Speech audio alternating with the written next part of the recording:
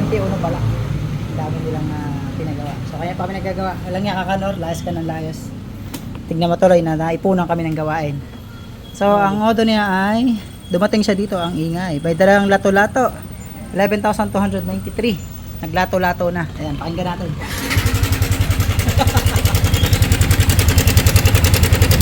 Alam na this. So gagawin natin, kapitulungin natin yung ingay niya, no? Wala. Nakakatakot kasi baka tumalon. Sama ng tunog. So ayusin natin, then i-video ulit natin after gawin.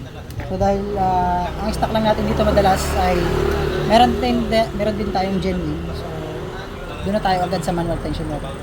So i-manual tension na natin agad para hindi na sapitin yung ganito ulit na nangyari. Na bumigay yung kanyang tensioner. So yun, tara, let's go. Gawin natin. So ito na yung maingay na motor at kakalasin na natin yung kanyang stock na tensioner. Yan. Tingnan natin kung ano nangyari dito. Kung nag-reset ba siya or hindi. So kadalasan pag ganyan kaingay, mixi na yung tensioner. Hindi na siya nakarelease ng standard ang ayon dun sa pagkakalabas. So kadalasan dito ay spring lang naman. Bumibigay yung stock na spring. So pag magkakalas kayo nito, ayan, dalawang bolts ang makukuha nyo dyan.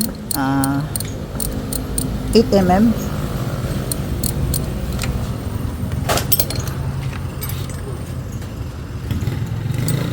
So pag luwag na yan, diskarte lang. Hand tight na ano lang tayo. Ika nga kamay-kamay na lang. Okay, malapit na matanggal. Papangita na. So stock po ito. 11,000 kilometers lang mahigit. Ito na, makikita na natin mga panalo. Ito pa pala, may share pa ako sa inyo isa. 11,000 kilometers, pero kung makikita nyo yung cable nya ay bumigay na rin. Eto, papalitan na rin po natin yun. Ayan, kita nyo yan. Ayan, 11,000. So pang papalit kayo pang Sniper 150, at kung legit naman ang gusto nyo kunan at ayaw nyo mas scam, ayan, PM agad, meron tayo available. Ayun, mapapansin nyo nakareset na siya. Ang iksi na, oh ayan ha. Ayan, tensioner nya. Oh ayan boss, tingnan mo, maiksi na. Nag-reset na ng kusa. Reset. Nagsarili. Naka-reset na. So ipakita natin kung gaano kahaba yan pag hindi siya naka-reset.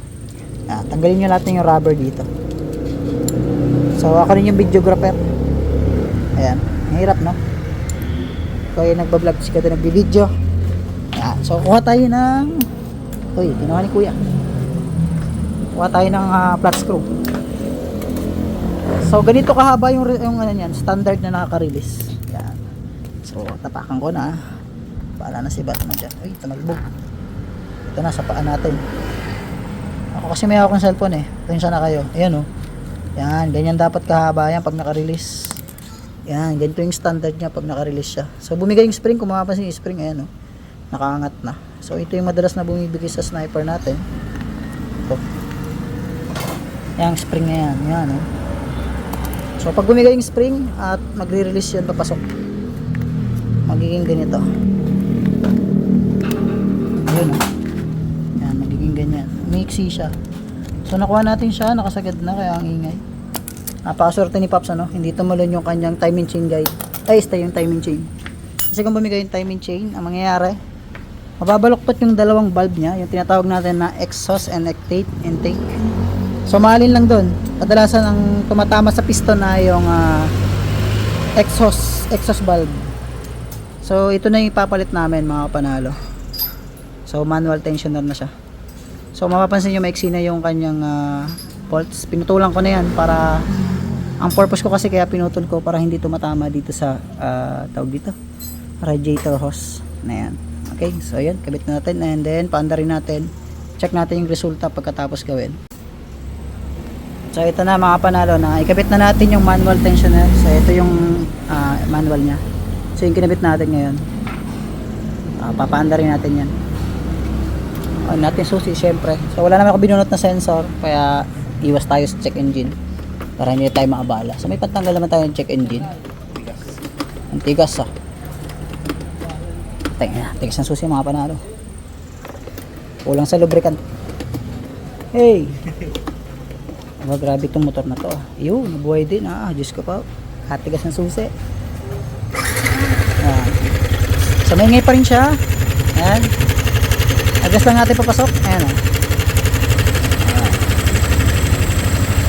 Ayan, tahimik na.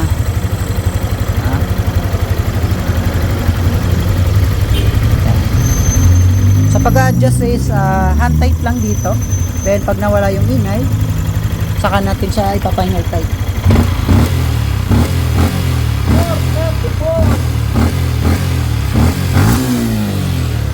Ayan, tahimik na ulit. Mapapansin nyo. So, it's time to tight na yung pinakang bolts. Ayun. Kita na natin.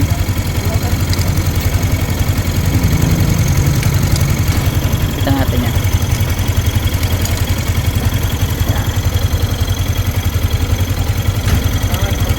Ayan. So, mahigpit na siya. Thread natin. Wala na. Tahimik na ulit. So yun, at tapos na to. Bali, papalitan ko na lang siya ng throttle cable. So yun lang mga panalo, konting sharing sa namin nakuha, no? So alam niyo nang gagawin pag nasira ang tensioner nyo. Payo ko lang, pag nasira ang tensioner nyo, huwag nyo siyang hahatawin. So siguro maximum 40 kph lang hanggang sa makarating sa shop, ano, kung saan nyo pwedeng ipagawa. Wag nyo ibibirit kasi pag nakatalon yan, baloktot ang barbula nyo, sayang. So halip na hundreds lang ang gastos nyo, magiging libo-libo kapag tumalon yung tinatawag natin na timing chain. So mababaloktot ang valve nyan, tapos makakapagpa-top overhaul kayo para itama yung timing. Then papalitan lang bagong valve. So yun lang, maraming salamat, sana may nakuha. Ingat palagi.